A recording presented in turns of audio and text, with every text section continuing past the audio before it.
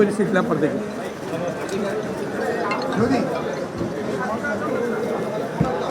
ഓളൻ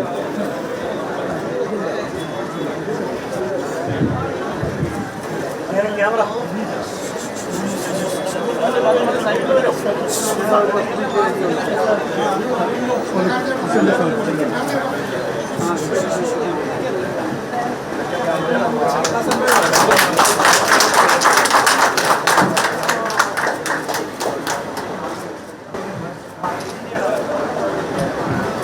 സന്ദീപ് വാര്യർ അങ്ങനെ കോൺഗ്രസിലേക്ക് എത്തിയിരിക്കുന്നു. അതാ കെ സുധാകരൻ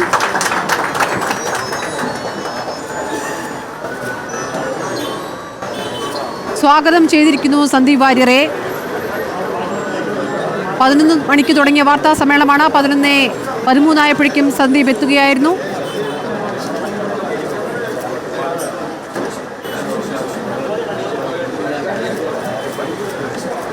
കോൺഗ്രസ് നേതാക്കൾ മാത്രമല്ല, UDF നേതാക്കൾ, CP ജോൺ അടക്കമുള്ളവരുണ്ട്, ലീഗിന്റെ നേതാക്കളുണ്ട്.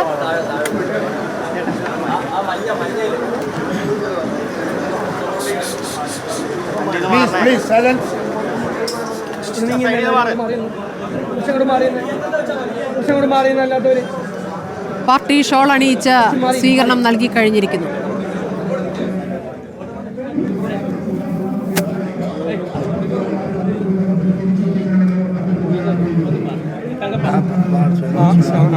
അത് കഴിഞ്ഞു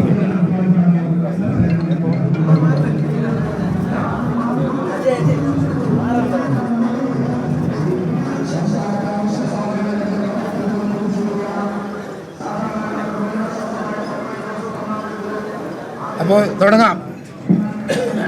ഇന്ന് ഈ ദിവസം ഇന്ത്യൻ നാഷണൽ കോൺഗ്രസിനെ സംബന്ധിച്ചിടത്തോളം വളരെയേറെ സന്തോഷപ്രദമായ ഒരു ദിവസമാണ്.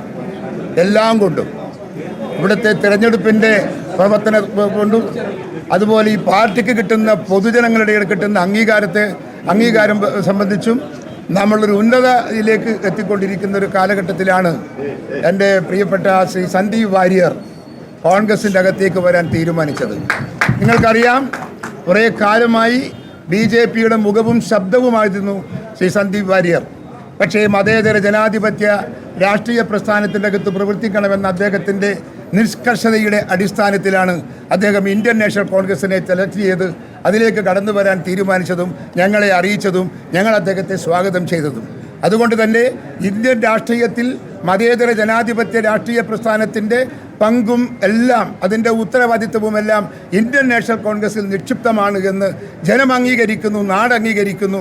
അത്തരം ഒരു ചുറ്റുപാടിൽ മതേതര രാഷ്ട്രീയ പ്രസ്ഥാനം എന്ന നിലയ്ക്ക് ഇന്ത്യൻ നാഷണൽ കോൺഗ്രസിൻ്റെ പ്രാധാന്യം ഒന്നുകൂടി ഉയർത്താനും വളർത്താനും പടർത്താനും പന്തലിപ്പിക്കാനും ശ്രീ സന്ദീപ് വാര്യരുടെ ഈ വരവ് നമുക്ക് ഉപകരിക്കും.